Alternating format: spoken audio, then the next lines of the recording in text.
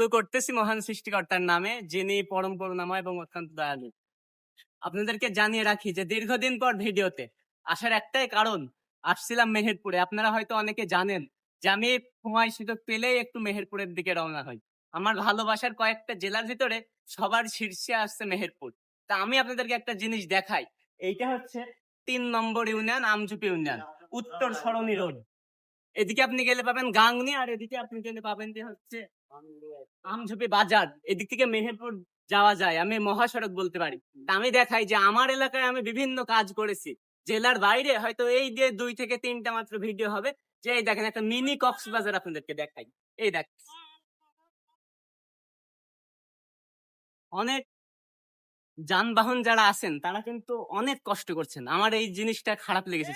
ছাড়া ভিডিও করার ইচ্ছা তেমন একটা ছিল না, শুধু এই মানুষের কষ্ট দেখে আমি ভাবলাম যে ঝাঁপিয়ে পড়ি, যদি কিছু একটা হয়।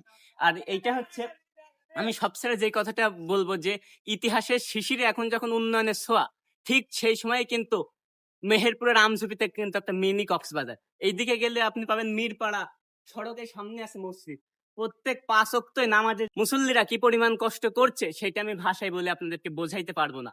বিশেষ করে যারা মুরব্বীরা আছেন, ইমার্জেন্সি রোগী আছেন, তাদের জন্য কিন্তু এটা একটা সত্যি মানে মাথার মুকুট। এই রাস্তাটা মানে খুবই একটা বেহাল দশা। আমি আপনাদেরকে বলবো যে আরেকটা খবর আমি পেলাম যে আমাকে অনেকজন বলল যে মেহেরপুরে জেআর পরিবহনের মালিক জহুরুল ইসলাম সম্ভবত, বা জহুরুল রহমান, যাই হোক হবে এরকম একটা, তার ট্রাক গিয়ে এই রাস্তাগুলো হচ্ছে আপনার নিচু হয়ে গেছে। এই দেখেন, আসতে হয়তো ওনারই ট্রাক হলে হইতে পারে, এটা আমি শিওর জানি না। একদম এইরকমই বালি ভর্তি ট্রাক, এরা ইট নিয়ে গিয়ে আপনার কুষ্টিয়া থেকে ওইদিকে আপনি গাংনি থেকে কিন্তু মেহেরপুরে সোজা রোড আছে, কিন্তু তারা কি করে এই দিক থেকে যায়। কারণ এইটা তো বাংলাদেশের মানুষের তো স্বভাব, কারণ গরিব দুঃখী যারা আছে তাদের গলার উপর দিয়ে যাওয়া লাগবে, এইটা না গেলে তো মানুষের হজম হবে না। এই তো দেখেন, আমি একটু লেবে আপনাদেরকে দেখাই কত পানি। দেখেন, এই দেখ, এরা এখান থেকে 200 মিটার হবে এইরকম পানি।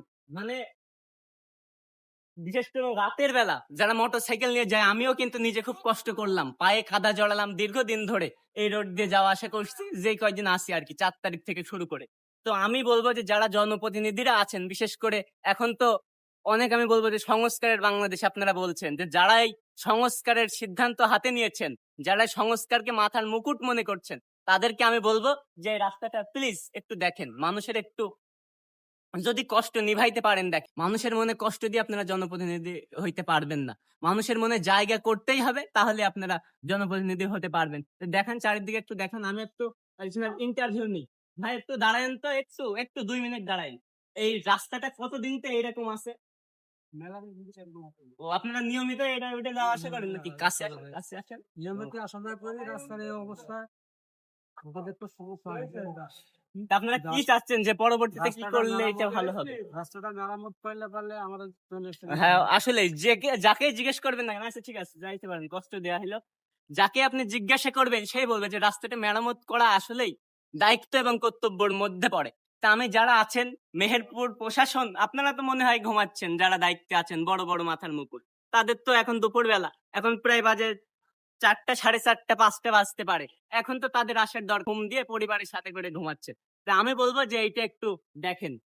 তো এই পর্যায়ে ভিডিও থেকে বিদায় নিচ্ছি। ভালো থাকবেন, সুস্থ থাকবেন।